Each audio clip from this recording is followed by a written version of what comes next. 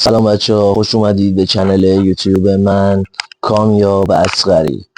امروز میخوام براتون به صورت لایو یه دونه دکلمه برم و امیدوارم که خوشتون بیاد و من رو سابسکرایب کنید و لایک بکنید من رو و کامنت بذارید و من رو با نظراتی که میدید خوشحال کنید و میتونید توی کامنت ها بزنید که چه جور کاری دوست دارید، مثلا چه نوع دکلمه ای باشه، دکلمه های انرژی بخش، نمیدونم اینایی که برای عشق و عاشقی میخوان، برای حالا هر چیزی، هر مدلی که میخواین کامنت بذارید و من انجام وظیفه میکنم. خب بریم. 1 2 3.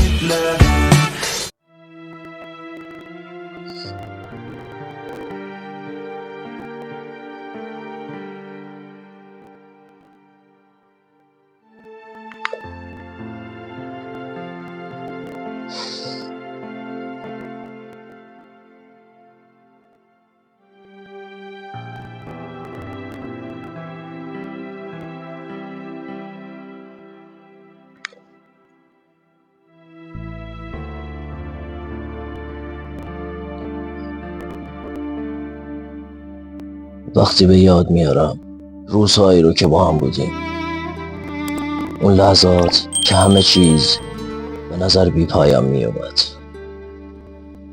قلبم پر از دلتنگیه. اون روزها پر از لبخند بود، پر از لحظات خوشی که هیچ وقت فکر نمی کردم روزی اونقدر دور بشم ازشون. یادته چطور دستت تو دست من بود، چطور همه چیز تو چشمات خلاصه می شد. من هیچ وقت فراموش نمی کنم اون لحظاتی رو که فکر می کردم هیچ چیز نمیتونه ما رو از هم جدا کنه، اما حالا همه چیز تغییر کرده. شاید زندگی همینطوری باشه، یه روز پر از خاطرات قشنگ و روز بعد یه خالی بزرگ از همه چی. میدونی هنوز وقتی شبها تنها میمونم صدای تو گوشم میپیچه و یادآوری تمام اون لحظه ها مثل زخمیه که هیچ وقت خوب نمیشه، با هم میمونه. سخت قسمت اینه که با این همه خاطره، با این همه احساس باید یاد بگیرم که بدون تو زندگی کنم. حالا نمیتونم از کجا شروع کنم، ولی هر چی که بشه هیچ وقت فراموش نمی کنم اون لحظه ها رو و همیشه در کنارم خواهیم بود، حتی اگر فاصله آنقدر زیاد بشه.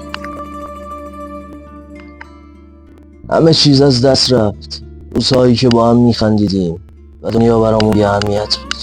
حالا هر جا که میرم خاطرات تو با من هست، نمیتونم از فکر تو بیرون بیام، حتی زمانی که کنار آدم های دیگه ای باشم.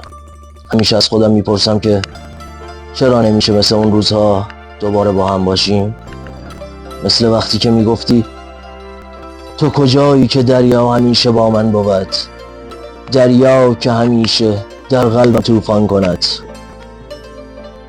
یادم وقتی زیر بارون قدم میزدیم هیچ چیزی نمیتونست این لحظات رو از من بگیره، تا وقتی که دلم از دوریت پر میشه.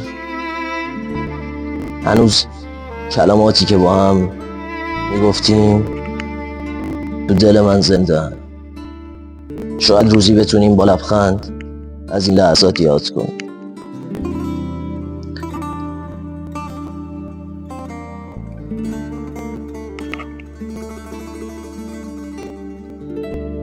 بدون اینکه دلم به درد بیاد، دل من با یاد تو آرامش میگیره. من بی تو حتی سایم هم گم شده. عشق من، تو همیشه در دل من خواهی بود. گاهی میگم شاید این جدایی هم بخشی از مسیر زندگی باشه. شاید باید با این واقعیت کنار بیام که هیچ چیزی دیگه همیشگی نیست. اما همین که هنوز به تو فکر میکنم، هنوز با یاد تو زنده ام، برای من یه نوع امیده. زندگیه. شاید زمانی برسه که دیگه درد نباشه و فقط عشق باشه. تا اون روز این خاطرات پر از نور، پر از زندگی با من خواهند بود.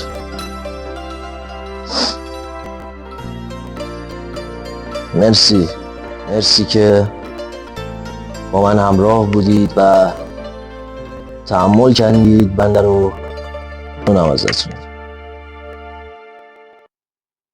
سابسکرایب یادتون نره و بنده رو لایک و سابسکرایب بکنید و کامنت بذارید، من رو خوشحال کنید. تا یه ویدیو دیگه، خدا نگهدار.